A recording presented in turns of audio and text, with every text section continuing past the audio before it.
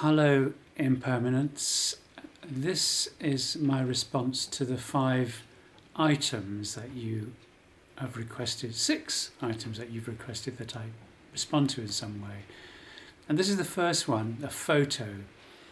I found this photograph on the floor outside of a basement flat in Bristol, and it's where one of my sons lives.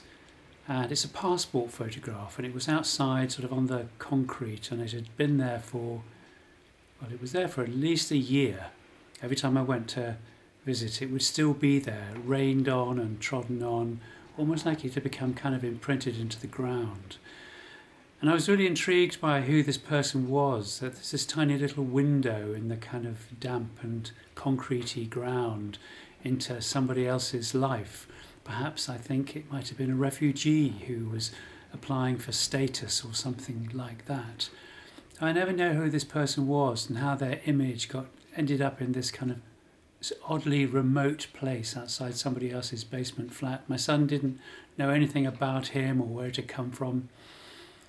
And then one day the photograph just disappeared. It wasn't there anymore. And maybe the person disappeared.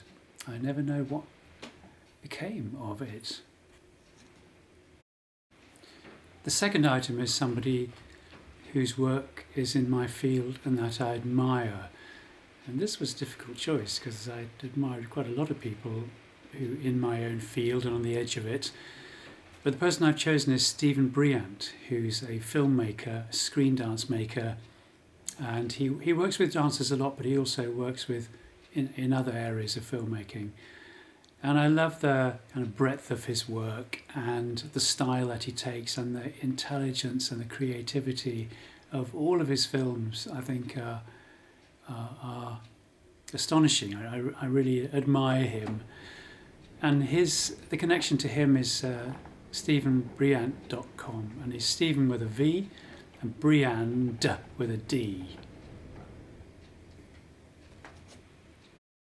The third item you've asked for is a historical image, and I've chosen this image from the Twin Towers in New York when they were hit by the aircraft, and I kept a copy of The Guardian from that time. I've got it in my hands right now.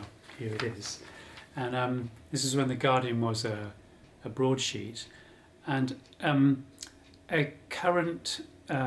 If I could probably find these images from online, but here in this paper, there's something about the paper. It's got a certain smell to it, and sort of old newsprint quality. And it's the fact that this actually came out on that day creates a physical connection between me and this event and my reaction to it when it happened. And I think that this event had such a huge impact on global politics, and it's still having a huge impact on global politics. There are many events in which, horrendous events in which thousands of people are killed, and this particular one has had a very big impact, I think, on our current global politics.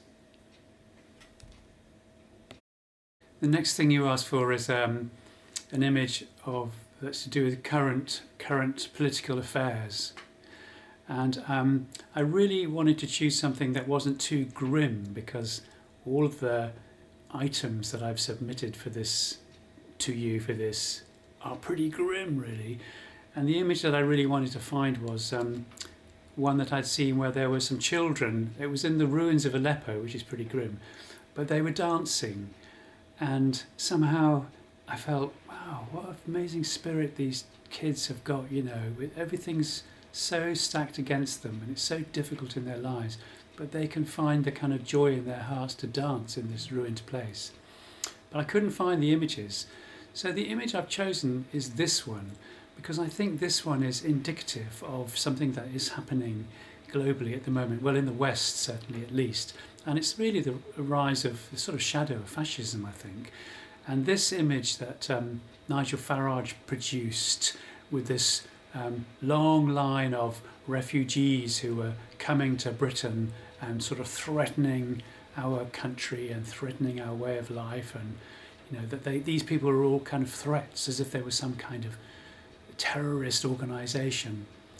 And I thought that was a really despicable act to create this image, and I think it's part of the kind of lies that are sort of somehow bound up with truths to make them appear like truths. That is part of the narrative that some politicians are currently putting over in the West, which is, of course, the same narrative as that of the uprising of the uprising of fascism prior to the Second World War.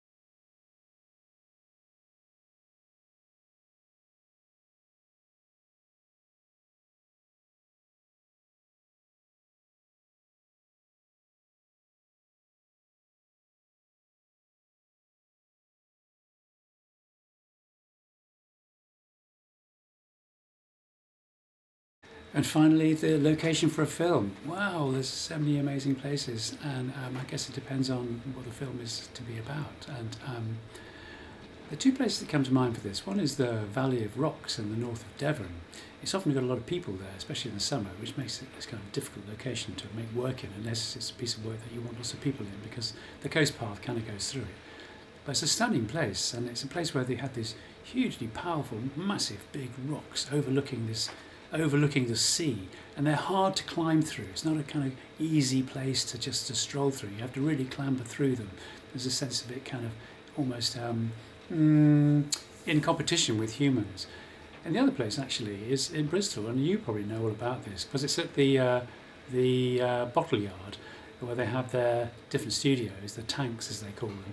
And one of those tanks is, if it still is, was always kept empty because the bottle yard is actually leased from the local authority, and they have a remit to kind of have a sort of charitable aspect to their leasing, and so for educational purposes and perhaps for other purposes too, this one space can be accessed if it's not being used by anyone else.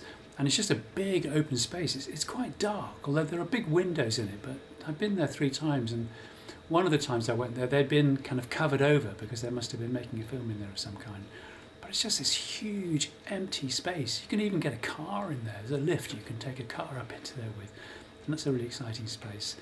There's one other space actually which I've got here in this magazine, which is a BBC magazine, and it's called